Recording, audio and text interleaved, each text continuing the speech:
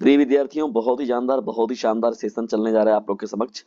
कक्षा 12 के यदि आप विद्यार्थी हैं और समाजशास्त्र के विषय को लेकर परेशान है तो ये सेशन आपके लिए है। वीडियो को बिना स्किप किए पूरा देखिएगा और बहुत ही मोस्ट इंपॉर्टेंट होने वाला है। देखिए, demographic structure of Indian society chapter का नाम है ये आपका, demographic structure of Indian society, Bharatiya Samaj की जनसांख्यिकीय संरचना। देखिए प्रिय विद्यार्थियों, जो आप लोग को समाजशास्त्र का चल रहा है, 200 प्रश्नों की श्रृंखला चल रही है। पार्ट 1, पार्ट 2, पार्ट 3, पार्ट 4, और ये अब आप लोग को मिलने वाला है पार्ट 5 का।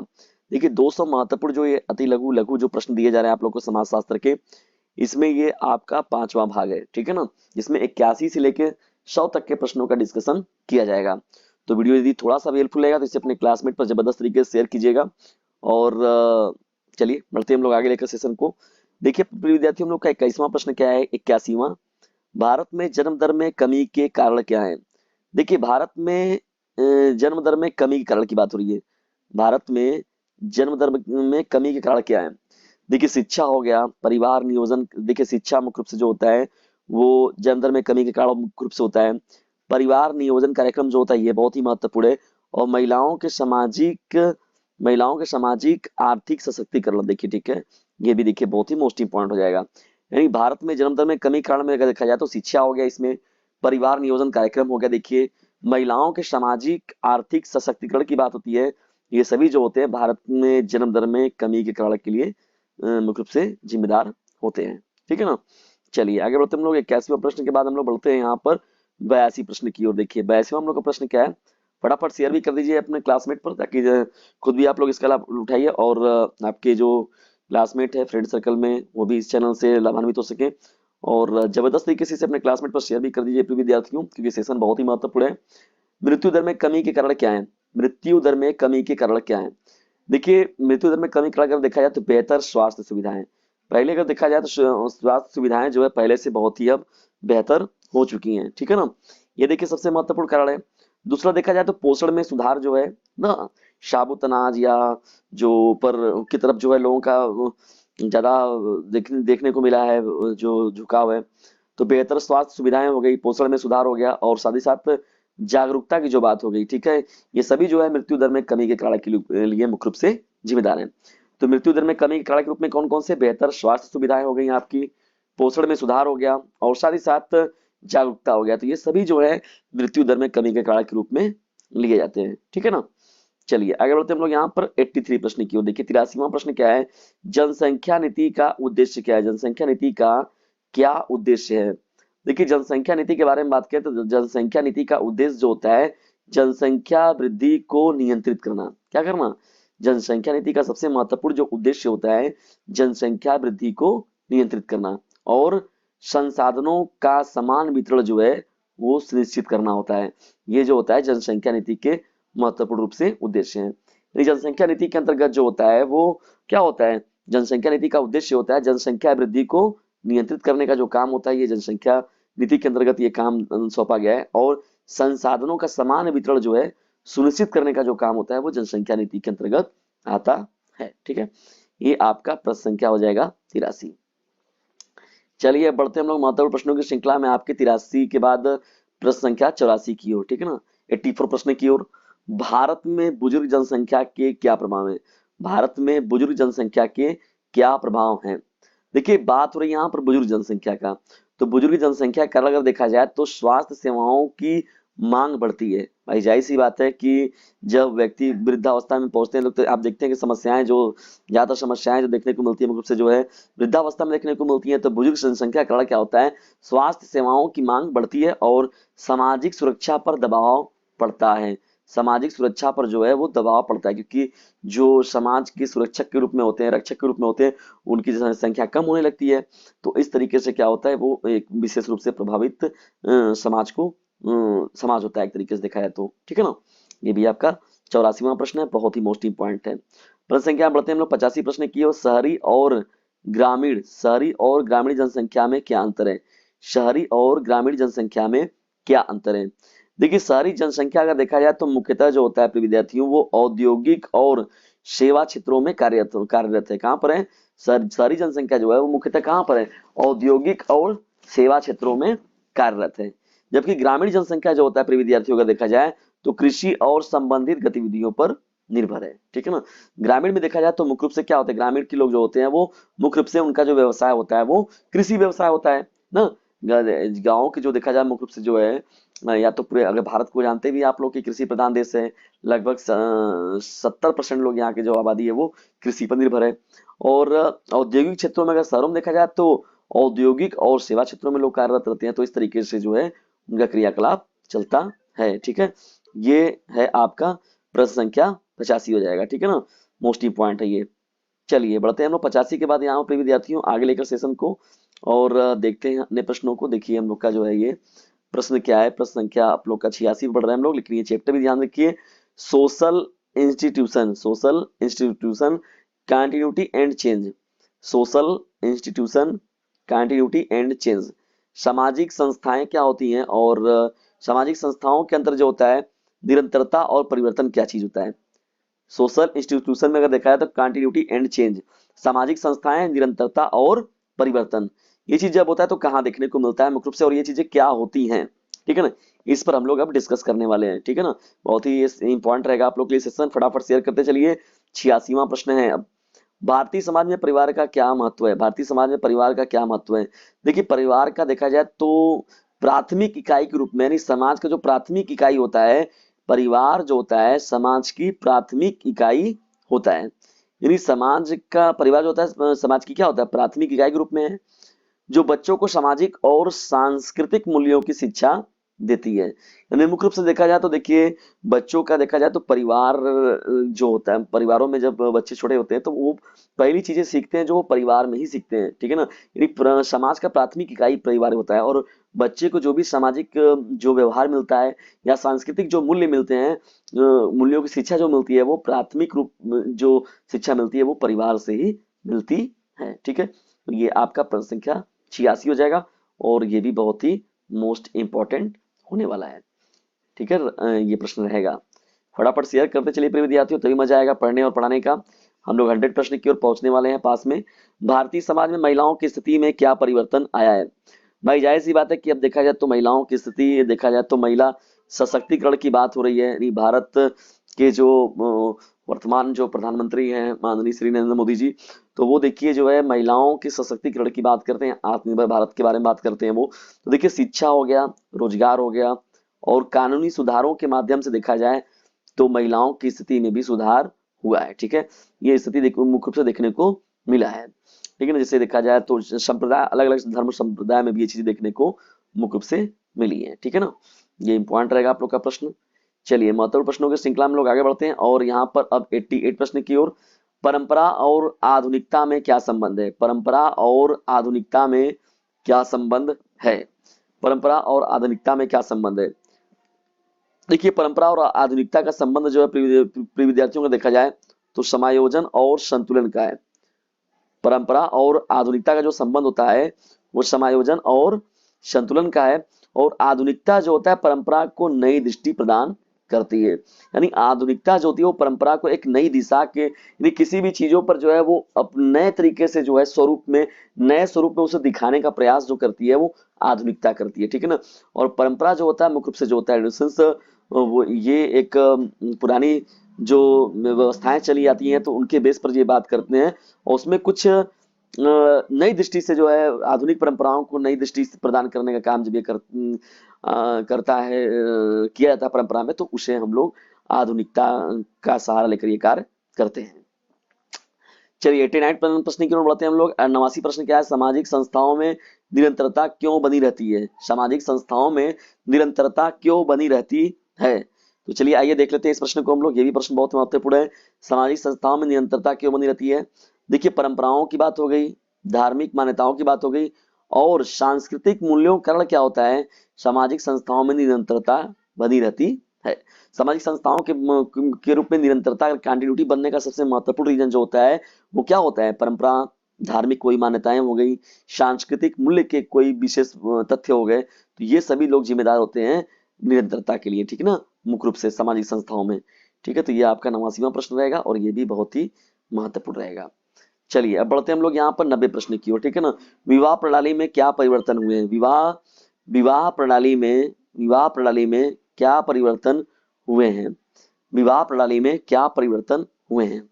देखिए अंतरजातीय विवाह अगर देखा जाए तो बात यहाँ पर अंतरजातीय विवाह की बात हो गई, और प्रेम विवाह की बात होगी, और महिलाओं के अधिकारों की वृद्धि ने विवाह प्रणाली को विवाह प्रणाली में बदलाव लाए हैं। ठीक है ना। अंतरजातीय विवाह का मतलब हो गया अलग समुदाय में, अलग जात, अलग धर्म में समुदाय। प्रेम विवाह का मतलब होता है प्रेम विवाह में अगर वो लोग कर रहे हैं तो किसी भी तरीके से वो चीजें देखने को मिलती है। और साथ ही साथ महिलाओं के अधिकारों की वृद्धि के कारण जो होता है वो भी समाज में जो है वो विवाह प्रणाली का जो है एक बदलाव स्वरूप देखने को मिला है। ठीक है। ये भी प्रश्न जो रहेगा आपका प्रश्न संख्या 90, ये भी बहुत ही मोस्ट इंपॉर्टेंट प्रश्नों में एक रहेगा। चलिए प्रिय विद्यार्थियों बढ़ते हम लोग आगे यहाँ पर और देखते हैं। देखिए हम लोग का जो चैप्टर है ये बहुत महत्वपूर्ण है। The market as a social institution. The market as a social institution. Market जो है, बाजार जो है, एक सामाजिक संस्था के रूप में किस तरीके से है, यानी market as a social institution है जो किस तरीके से है ना। तो यहाँ पर हम लोग इसके बारे में थोड़ा सा बात करते हैं प्रिय विद्यार्थियों, ये भी बहुत महत्वपूर्ण रहेगा आप लोगों का। ठीक है ना। ये भी बहुत मोस्ट इंपॉर्टेंट प्रश्न रहेगा आप लोगों का। तो बाजार एक सामाजिक संस्था के रूप में किस तरीके से है, तो बाजार को सामाजिक संस्था क्यों कहा जाता है? ठीक है ना। बाजार को सामाजिक संस्था हम लोग क्यों कहते हैं? ठीक है ना। बाजार को सामाजिक संस्था क्यों कहा जाता है? देखिए बाजार केवल क्या होता है, वस्तुओं और सेवाओं के लेन देन का स्थान नहीं होता है प्रिय विद्यार्थियों, बल्कि यह सामाजिक संबंधों और मान्यताओं को भी प्रभावित करता है। भाई जाहिर सी बात है कि क्रेता और विक्रेता तो होते हैं, यानी बाजार जब है तो बाजार में तो वस्तुओं और सेवाओं का लेन देन होता है। भाई क्रेता और विक्रेता होते हैं, लेकिन उससे क्या होता है, एक व्यक्तिगत व्यक्ति की पहचान बनती है। यानी क्रेता और विक्रेता क्या होते हैं, उस सोसाइटी में, उस समाज में जो है, यानी उस बाजार में जो जब पहुंचते हैं तो वहां पर क्रेता और विक्रेता का एक व्यक्तिगत व्यवहार ही बनता है, जिसे हम लोग सामाजिक संबंधों का नाम ले दे देते हैं, और संबंधों और मान्यताओं को भी वो एक तरीके से प्रभावित करता है। ठीक है ना। तो इसलिए इसको हम लोग सामाजिक संस्था भी कह सकते हैं। ठीक है ना। क्योंकि यहाँ पर भी जो होता है व्यक्तिगत एक दूसरे के साथ जो होता है उतार चढ़ाव, तो लोग वो मार्केट उसी बेस पर क्या करता है, डिपेंड करता है। ठीक है ना। ये प्रश्न भी आपका रहेगा बहुत ही मोस्ट इंपॉर्टेंट। चलिए बढ़ते हम लोग 52वें प्रश्न की ओर। देखिए 92 प्रश्न क्या है हम लोग का, परंपरागत बाजार और आधुनिक बाजार में क्या अंतर है? बहुत ही मोस्ट इंपॉर्टेंट प्रश्न, परंपरागत बाजार और आधुनिक बाजार। देखिए परंपरागत बाजार के बारे में बात किया जाए तो छोटे और क्या होते हैं, ये स्थानीय होते हैं। क्या होते हैं? छोटे होते हैं और ये स्थानीय होते हैं, एक जगह पर होते हैं, एक विशेष स्थान पर, एक विशेष समुदाय के लिए मुख्य रूप से देखा जाए तो परंपरागत बाजार होते हैं। जबकि आधुनिक बाजार का जो स्वरूप है फिर विद्यार्थियों को देखा जाए तो बहुत ही बड़ा है, वैश्विक स्तर पर है, और तकनीकी को अपने अंदर समाहित किए हुए है। ठीक है ना। तो उसे हम लोग आधुनिक बाजार कहते हैं। ठीक है ना। आधुनिक बाजार की बात होगी, और साथ ही साथ परंपरागत बाजार की बात होगी। यानी परंपरागत बाजार क्या होता है, वो छोटे और स्थानीय होते हैं, जगह जगहों पर। परंपरागत यानी हर जगह, कोई राज्य है, कोई क्षेत्र है, वहां पर अलग उन लोगों का कोई मेला लगता होगा, कोई खेल ऐसा कोई खेल का आयोजन कराया जाता होगा, तो उसके बेस पर जो है परंपरागत बाजार लगाए जाते हैं। यानी छोटे होते हैं, वो स्थानीय होते हैं, वहां के कुछ लोगों के लिए वो मुख्य रूप से बाजार बनाए जाते हैं। जबकि आधुनिक बाजार क्या होता है, बड़े वैश्विक स्तर पर होता है, और इसमें तकनीकी यानी जो नई नई टेक्नोलॉजी आ रही है उसके बेस पर क्या होता है, वो मार्केट जो है वो अपना डिपेंड करता है। बढ़ते हैं हम लोग 93 प्रश्न की ओर, बाजार में विज्ञापन का क्या महत्व है? बाजार में विज्ञापन का क्या महत्व है? देखिए विज्ञापन बहुत ही महत्वपूर्ण चीज है। एडवर्टाइजमेंट देखते हैं आप लोग कि कोई चीज कितना ज्यादा बिकती है, लेकिन उसका एडवर्टाइजमेंट बहुत ही जरूरी होता है, क्योंकि एडवर्टाइजमेंट जो होता है, प्रचार जो होता है, व्यक्ति के मानसिक रूप से मतलब एक अटैक करता है ना। विज्ञापन क्या होता है, बाजार में देखा जाए तो उत्पादों की मांग बढ़ाने और उत्पादों की मांग बढ़ाने और उपभोक्ताओं को आकर्षित करने में क्या करता है, मदद करता है। मुख्य रूप से देखा जाए तो, मुख्य रूप से देखा जाता, विज्ञापन जो होता है बाजार में उत्पादों की मांग बढ़ाने और उपभोक्ताओं को आकर्षित करने में मदद करता है। ये हम लोग का प्रश्न क्या हो जाएगा, 93। बाजार में विज्ञापन का क्या महत्व है? तो ये देखा जाए तो उत्पादों की मांग बढ़ाने और उपभोक्ताओं को आकर्षित करने में क्या करता है, ये मुख्य रूप से मदद करता है। ठीक है। मैंने पहले ही बताया आप लोग को कि ये देखा जाए तो एक व्यक्तिगत रूप से या मानसिक रूप से जो होता है ये बहुत ज्यादा प्रभावित करता है। किसी भी चीजों का एडवर्टाइजमेंट बहुत जरूरी होता है ना, जब उसका हम लोग प्रचार प्रसार करते हैं तो।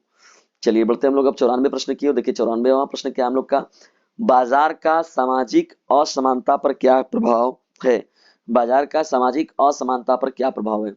देखिए बाजार में देखा जाए तो संसाधनों और अवसरों की असमानता देखा जाए मुख्य रूप से, तो गरीब और अमीर के बीच खाई को बढ़ाती है। देखिए सामाजिक असमानता का मतलब क्या क्या क्या प्रभाव पड़ता है देखा जाए तो जो संसाधन होते हैं, जो अवसर होते हैं, तो उनकी जो असमानता देखने को मिलती है वो मुख्य रूप से गरीब और अमीर के बीच खाई को और भी बढ़ाती है। जैसे कोई भी संसाधन है, जैसे गरीब है तो वो साइकिल चल रहा है या पैदल चल रहा है, अमीर है तो वो जहाज से चल रहे हैं, फोर व्हीलर चल रहे हैं, बहुत महंगे महंगे वो फोर व्हीलर चल रहे हैं, तो उनके लिए अवसर अलग है, उनके लिए चाटो नौकर चाकर ये वो। गरीब है, खुद परेशान है, खाने के लिए निवाला पड़ा हुआ है, उसका 2 टाइम को उसको खाना नहीं मिल रहा है।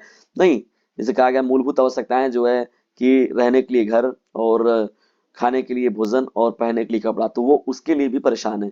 तो ये एक तरीके से जो ये समान अवसर नहीं मिल रहा है, संसाधन नहीं मिल पा रहे हैं, अवसर नहीं मिल पा रहे हैं, असमानता उसमें देखी जा रही है, तो ये खाई को बढ़ाती है, जो सामाजिक असमानता होती है, ठीक है ना। और ये मुख्य रूप से देखने को बाजार के बेस पर बात किया जा रहा है। उपभोक्तावाद बाजार को कैसे प्रभावित करता है? देखिए उपभोक्तावाद जो होता है बाजार को कैसे प्रभावित करता है। भाई उपभोक्तावाद क्या होता है? उपभोक्तावाद जो होता है मांग को बढ़ाता है, यानी उपभोक्तावाद क्या करता है? मांग को बढ़ाता है और उत्पादकों को नई वस्तुएं और सेवाएं लाने के लिए प्रेरित करता है, ठीक है ना। उपभोक्तावाद क्या होता है? मांग को बढ़ाता है और उत्पादकों को नई वस्तुएं और सेवाएं लाने के लिए वो प्रेरित करता है, जिसे हम लोग ये इस तरीके से जो होता है उपभोक्तावाद जो होता है वो बाजार को प्रभावित करने में अपना एक महत्वपूर्ण योगदान देता है। चलिए नेक्स्ट नेक्स्ट चैप्टर देखिए आप लोग का क्या है विद्यार्थियों, structure of social inequality and exclusion. Structure of social inequality and exclusion, जिसे हम लोग हिंदी में सामाजिक असमानता और बहिष्करण की संरचना, सामाजिक असमानता और बहिष्करण की संरचना में देखा जाए कौन से महत्वपूर्ण प्रश्न आप लोगों के शामिल किए जा रहे हैं बोर्ड एग्जामिनेशन के लिए, जो महत्वपूर्ण रूप से हैं या प्री बोर्ड के लिए जो आपके लिए मोस्ट इंपॉर्टेंट है। देखिए 96 जो प्रश्न है आप लोग का, सामाजिक असमानता का क्या अर्थ है। देखिए सामाजिक असमानता के बारे में अगर हम लोग बात करें प्रिय विद्यार्थियों तो इसको आप लोग अच्छे से जानते हैं। असमानता का मतलब होता है कि समाज में कोई भी जो संसाधन है, व्यवस्था है, जो अवसर है और अधिकारों का असमान वितरण, ना समान रूप से सभी के लिए वो वितरित न होना, ठीक है ना। तो इसी को हम लोग कहते हैं सामाजिक असमानता को, सामाजिक असमानता का जन्म होता है, ठीक है ना। समाज में संसाधन जो होते हैं, समाज में जो अवसर होते हैं, समाज में जो अधिकार दिए गए हैं, तो उसका असमान वितरण, यानी एक समान रूप से सभी धर्म के लिए, सभी समुदायों के लिए, सभी जातियों के लिए एक समान रूप से वितरित न करना ही सामाजिक असमानता को जन्म देता है, ठीक है। बहुत ही जानदार ये है प्रश्न आप लोग का था 96 जो है। चलिए 97 प्रश्न क्यों बढ़ते हैं हम लोग। 100 पहुंचने से पहले प्रिय विद्यार्थियों 100 जो है आप कम से कम टारगेट बनाइए, 100 लोगों पर जरूर शेयर कीजिए इस चैनल को और जबरदस्त तरीके से स्टडी कीजिए। और पीडीएफ इसका भी आप लोग को मिल सकता है प्रिय विद्यार्थियों, लेकिन उसके लिए आप लोग को जो है जुड़ना पड़ेगा डीजे सर के साथ, और पीडीएफ तब आप लोग को जो है व्हाट्सएप नंबर मिलेगा, तब आप लोग जो है और भी बेहतर तरीके से इसको तैयार करेंगे। लेकिन जबरदस्त तरीके से इसे अपने क्लासमेट पर शेयर कीजिए, ठीक है ना। Sharing is the best way of learning, ठीक है प्रिय विद्यार्थियों। न्यू वर्ष में आप लोग आ चुके हैं, न्यू वर्ष में कुछ अच्छा हो आप लोग के लिए, बोर्ड विद्यार्थियों के लिए बहुत सारी शुभकामनाएं। 2025 जो है उनके लिए बहुत ही मंगलमय हो। जाति आधारित असमानता का भारतीय समाज पर क्या प्रभाव होता है? जाति आधारित असमानता का, देखिए जाति आधारित असमानता ने क्या किया विद्यार्थियों, वंचित वर्गों को शिक्षा और रोजगार के अवसरों से वंचित किया है, ठीक है ना। ये बहुत महत्वपूर्ण टॉपिक हो जाएगा आप लोग का, यानी शिक्षा से देखा जाए तो वंचित वर्गों को शिक्षा और रोजगार के जो अवसर हैं उससे उन्हें दूर रखा गया है, ठीक है ना। वो उन सभी चीजों को भी के लिए भी परेशान है वो। चलिए 98 प्रश्न की ओर बढ़ते हैं हम लोग। लैंगिक असमानता के प्रमुख कारण क्या है? देखिए परंपरागत जो सामाजिक मान्यताएं बनाई गई है प्रिय विद्यार्थियों वो लैंगिक असमानता को बढ़ाती हैं। जो परंपरागत सामाजिक जो मान्यताएं बनाई गई हैं कि नहीं पुरुष ये कर सकते हैं, महिला ये नहीं कर सकती, लड़कियां वहां जा सकती हैं, लड़के ये नहीं कर सकते, नहीं तरह तरह की रूढ़िवादिता बनाई गई है। और ये शिक्षा की कमी के कारण ऐसा होता है, आर्थिक निर्भरता के कारण भी देखने को मिलता है। लैंगिक असमानता के प्रमुख कारण मुख्य रूप से ये हो जाएंगे, ठीक है ना। ये आपका 98 प्रश्न था। अब 99 प्रश्न की ओर बढ़ते हैं हम लोग। सामाजिक बहिष्करण क्या है? देखिए सामाजिक बहिष्करण वह प्रक्रिया है विद्यार्थी जिसमें क्या होता है, समाज का एक वर्ग किसी विशेष समुदाय को सामाजिक, आर्थिक और सांस्कृतिक रूप से अलग करता है, ठीक है ना। तो ये हो जाएगा आपका सामाजिक बहिष्करण। विशेष समुदाय को क्या होता है, जिसमें समाज का एक वर्ग जो होता है किसी विशेष समुदाय को जो है सामाजिक, आर्थिक और सांस्कृतिक रूप से अलग कर दिया जाता है, तो इसको हम लोग बोलते हैं क्या, सामाजिक बहिष्करण, ठीक है ना। ये भी प्रश्न महत्वपूर्ण प्रश्न रहेगा। सामाजिक असमानता को कैसे कम किया जा सकता है? देखिए शिक्षा तो जाहिर सी बात है, शिक्षा बहुत यार विद्यार्थी बहुत महत्वपूर्ण चीज है। शिक्षा, आरक्षण नीति हो गया, और जागरूकता अभियान के माध्यम से जो है, जागरूकता अभियान के माध्यम से सामाजिक असमानता को कम किया जा सकता है। ठीक है, ये महत्वपूर्ण भूमिका निभाते हैं। ठीक है, ये आपका प्रश्न संख्या 100 हो जाएगा। ठीक है, तो यहाँ पर देखिए प्रश्न था आप लोग का 100वां प्रश्न प्रिय विद्यार्थियों। और यहाँ से मुझे जब आगे बढ़ते हैं तो ये हम लोग का प्रश्न बढ़ेगा अब 101वें प्रश्न की ओर। और ये मिलेगा आप लोग का, आप लोगों को ये सीरीज मिलेगी पार्ट 6वें में। ठीक है ना, टोटल जो आप लोग को 10 पार्ट में जो है, प्रत्येक पार्ट में 20 प्रश्नों की श्रृंखला और ये टोटल 200 प्रश्नों का टारगेट बनाया गया है। और इसी प्रकार से सिविक्स का भी सीरीज चल रहा है प्रिय विद्यार्थी, यदि आप लोगों ने नहीं देखा तो उसे जरूर देखिए। न्यू प्लेलिस्ट बना भी दिया गया है, इधर आप लोग प्लेलिस्ट वाइज जाके देखेंगे आप डीएसएस चैनल पर प्लेलिस्ट में, तो वहां से भी आपको बहुत ज्यादा लाभ मिलेगा। तो डियर ये था महत्वपूर्ण सेशन। ये सेशन आप लोग कैसा लगा कमेंट बॉक्स में जरूर बताइएगा। और यदि वीडियो थोड़ा सा भी हेल्प लगा हो तो इसे अपने क्लासमेट पर शेयर जरूर कीजिएगा। वीडियो को अंत तक देखने के लिए आप सभी लोगों का हृदय गहराइयों से मित्रतापूर्वक धन्यवाद।